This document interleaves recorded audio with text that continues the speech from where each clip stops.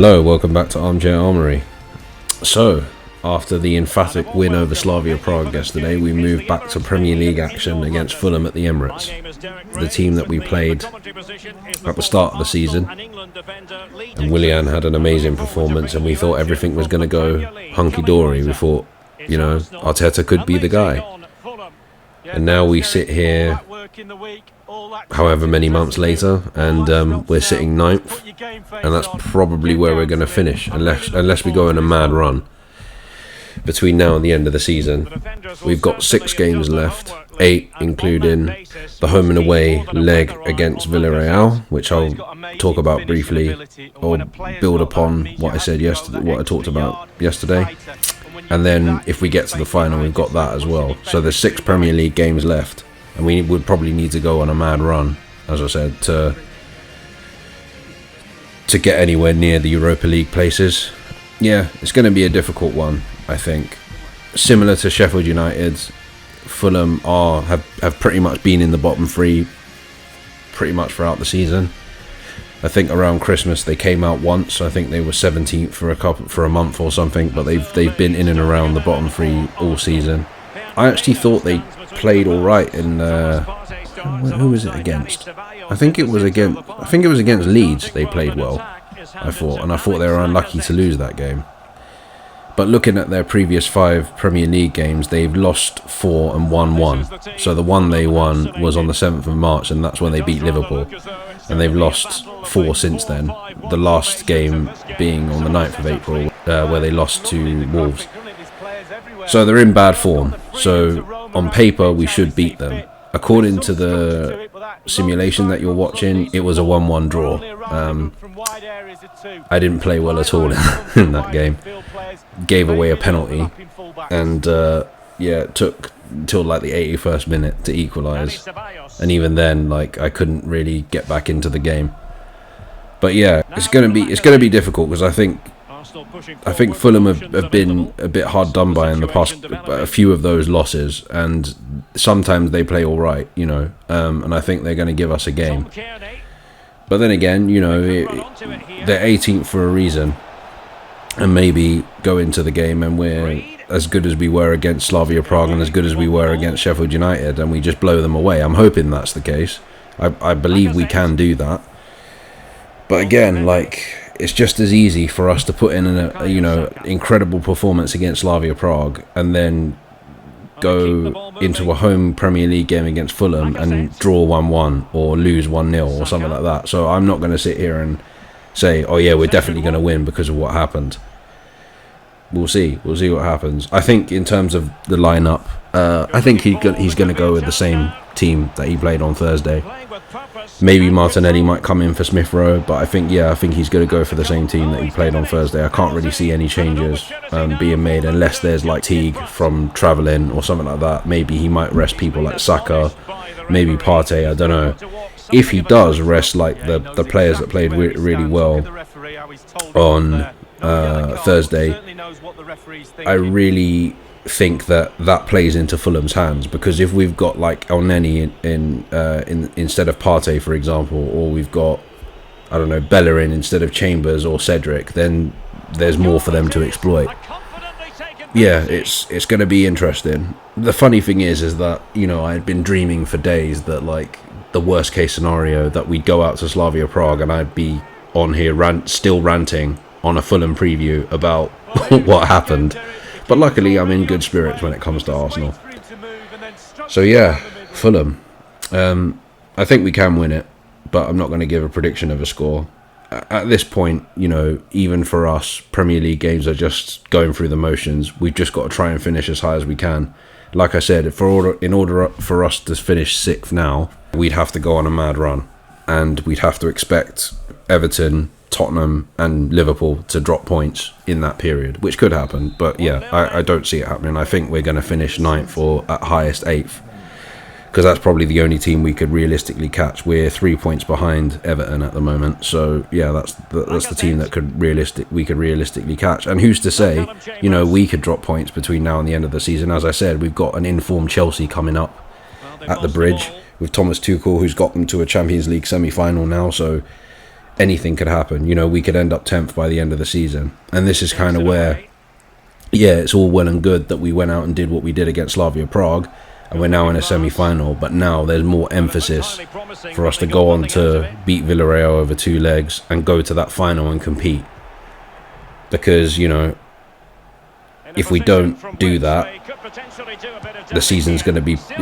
That's the thing, we're just prolonging... If we get knocked out by Villarreal or we lose in the final, we're just prolonging what has been a bad season. If somehow Arteta can galvanise them and get us to a place where we do go on and win the Europa League, it will be exactly like last season, but tenfold. We've won a European trophy. And I was thinking about this today, that if that happens, and I don't want to get ahead of myself, but if that happens and Mikel Arteta coaches this team, which is poor, let's be honest, which has been poor all season and has been poor for a few seasons now, to win the Europa League 2020-2021, he would have done what Arsene Wenger couldn't do in 22 years and what Unai Emery couldn't do in a year and a half. That is mad. That is a mad thought. That this novice coach, that this is his first job and he comes in and wins the Europa League. And if he does do that, what are the Arteta out guys going to say? What are they going to say? Oh, I still don't trust him. Still think he's clueless. He doesn't know what he's doing. But he's won 3 trophies in a season and a half, or 2 trophies if you don't want to count the Community Shield. One of them being I'd probably say that the Europa League would be more important than the FA Cup. So if he does do that, you got to take your hat off to him. You got to put respect on his name. But then again, I'm getting too ahead of myself. We're not there yet. We've still got 2 games to go in the Europa League with Villarreal. We're playing them at the Submarine. I think they're, what's their stadium called? El Madrigal, isn't it? No, it's not. Anyway, yeah. So yeah, at the Yellow Submarine, as it used to be called back in the day. I don't know if they still call it that. But yeah, that's what it used to be called when we played them in the semi-final before. And that's the other thing as well. It's the second time we've played them in the semi-final. And they were a lot better then than they are now. You know, they had Juan Roman Riquelme back then. And yeah, they were a lot better. They were a lot better than they are now. We can beat them. It's just that I know, again, like, because it's Unai Emery, people are going to make this bigger than it kind of... They're going to make it bigger than it already is, to say that, like, yeah, we've got to beat Unai Emery. And he'll want to beat us, you know, because he'll feel like the club's done him dirty. They didn't give him the time that he probably felt he needed. He's come out and said that, you know, he wanted Zaha that summer. We brought Pepe and the club got him Pepe and he wasn't happy and all this kind of stuff. And he was annoyed at the fans and the media, how they took the piss out of him for saying good evening and things like that. And yeah, so I can imagine he'll be up for it as well. And the fact that it's at Villarreal first, it probably works into his favour, you know. And he's won the Europa League, you know, 3 times, so he'll know what he's doing. And that's the thing, like, Arteta needs to prove his worth in these 2 European games against Villarreal. He needs to prove that I am the real deal. Going and winning this tournament is the catalyst to do that. But let's focus on Fulham. Get the 3 points there. That's all that matters. Just a good performance and 3 points. We just need to keep winning games and keep the momentum going and see where we are for next season. Anyway, that's me. I will speak to you guys again after the Fulham game on Sunday. Until then, take care, stay safe. This is Deepai signing out.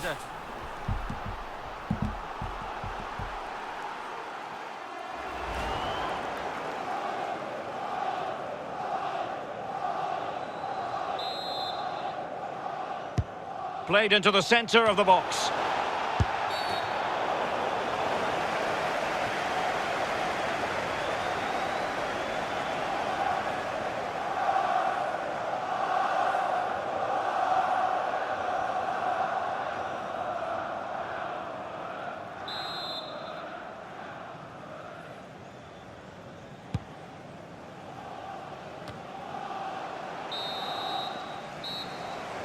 Well, there is the half-time whistle, and just listen to the fans. It's one of the benefits, Lee, of being so close to them. The home fans less than pleased about that penalty decision. Well, they're making their feelings known to the referee, known to the players. The players are obviously having a word with the referee as well. I'm not so sure it's a penalty from my point of view, but it's given.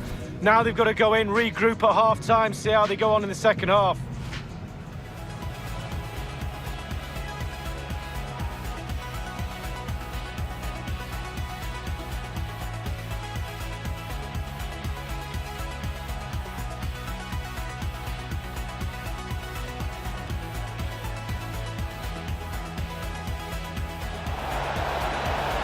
A goal it is, a confidently taken penalty.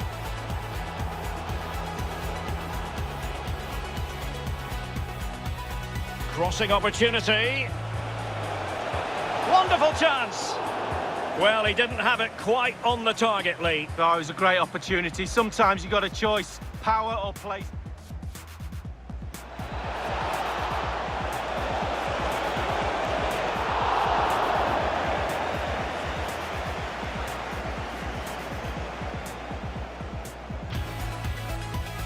Thomas.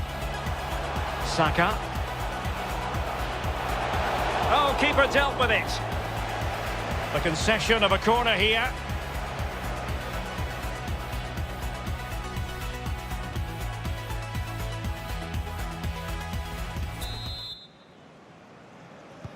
The teams are ready to have a go at each other again as the second half commences.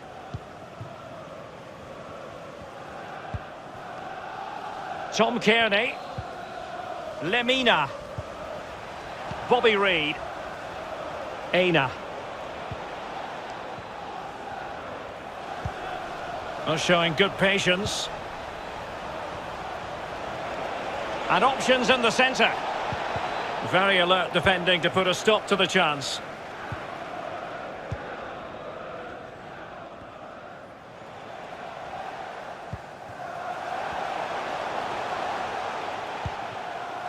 Lacazette.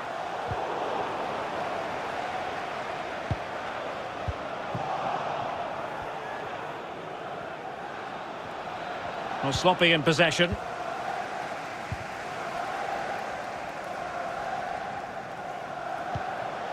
Can they create something from here?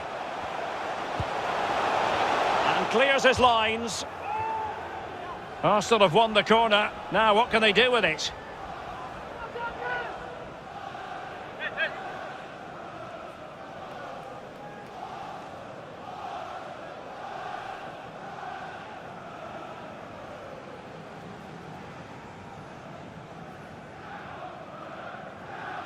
Substitution for And Fulham. a substitution in the offing.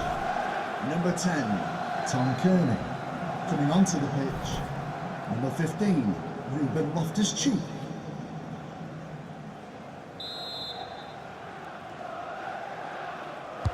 And over comes the corner. Attending to his defensive chores.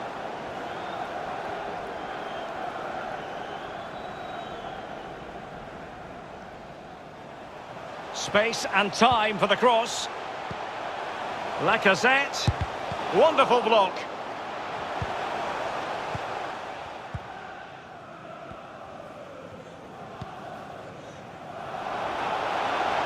Lookman.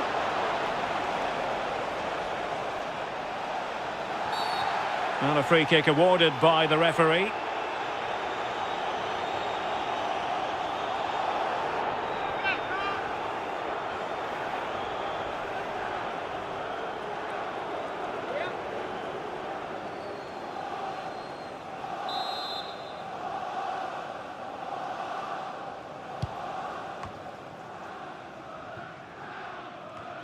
The high press was on, and that's a fantastic tackle. But it can't get through. This might be ideal for the counter.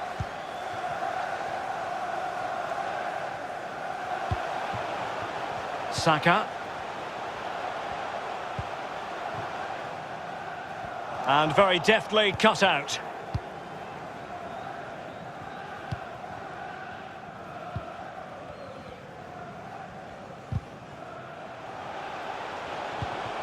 Well, they're on the scent of something positive. Rob them.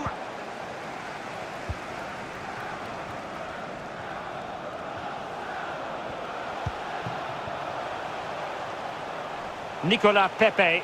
Well, possibilities in the centre. I must admit, I thought he was going to score with that header. Yeah, it was a quality cross and he gets up well, and it's just wide.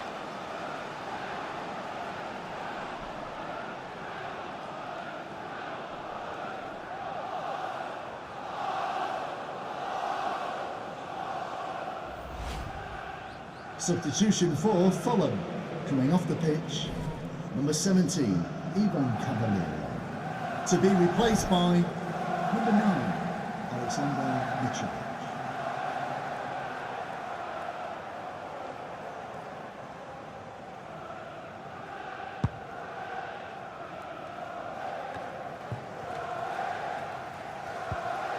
So 20 minutes to go.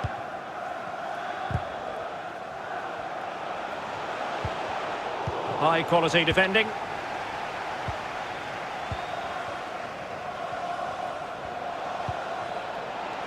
Loftus-Cheek. Anguissa. Now moving the ball impressively here. The delivery towards the back post. Routine, really.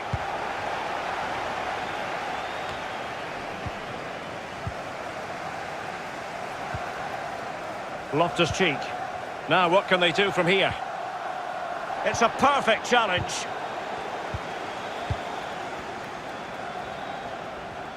Well, that's not watertight defending. Beautifully timed. And breaking at pace with menace. Well, it looked highly promising, but it came to nothing in the end. Dangerous looking attack. This could square the game. And it has! Such late excitement. And no wonder they're jumping for joy as we speak.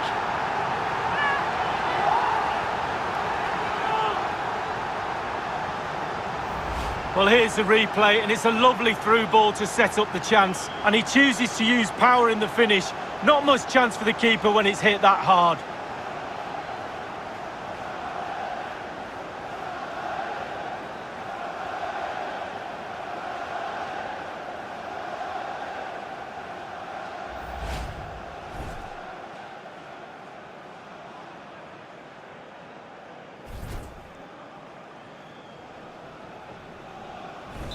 Well, the earlier goal cancelled out. One apiece.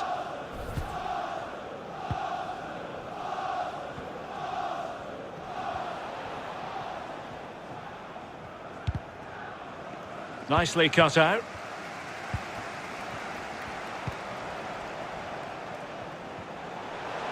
Well, they're certainly thinking about a winner. Just straying offside.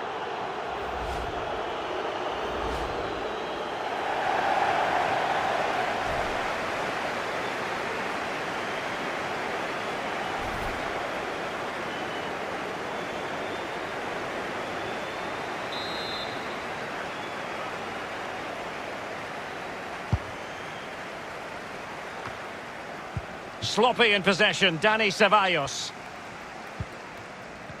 Inside the final 5 minutes now.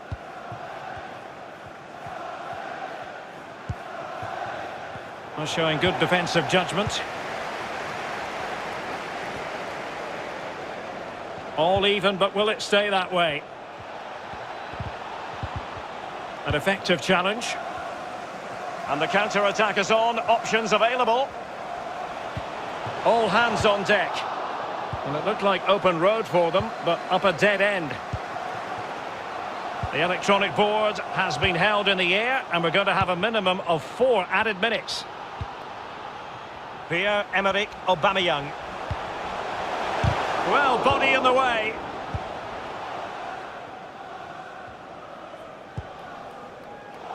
Getting in there to intercept.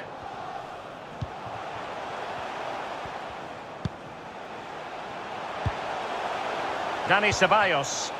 And forward go Arsenal. Do they have a late winning goal in their future? Well, the two sides still locked together. And a set piece, a corner, can make all the difference.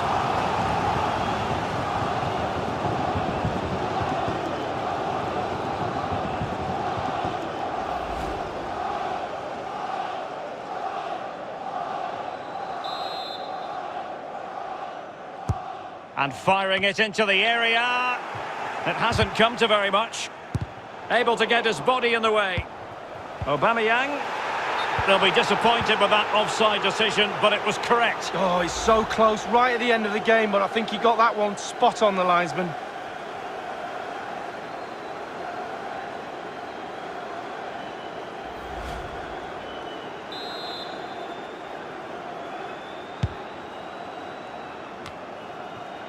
Lemina.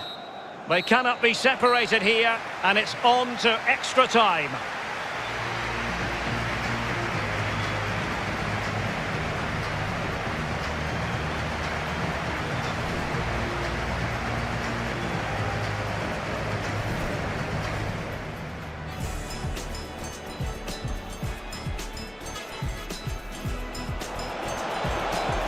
A goal it is, a confidently taken penalty.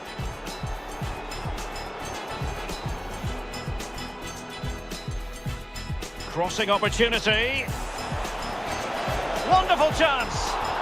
Well, he didn't have it quite on the target, Lee. Oh, it was a great opportunity. Sometimes you've got a choice, power or play.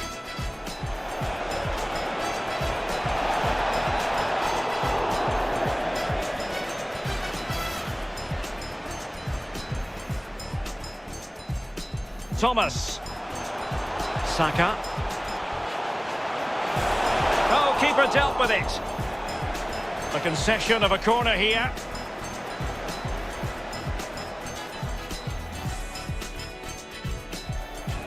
Well, possibilities in the centre.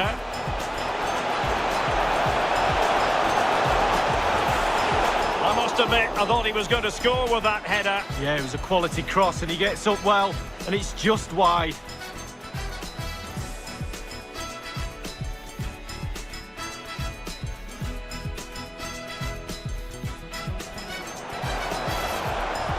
Dangerous looking attack. This could square the game. And it has! Such late excitement. And no wonder they're jumping for joy as we speak. And forward go Arsenal. Do they have a late winning goal? Well, the two sides still locked together. And a set piece, a corner, can make all the difference.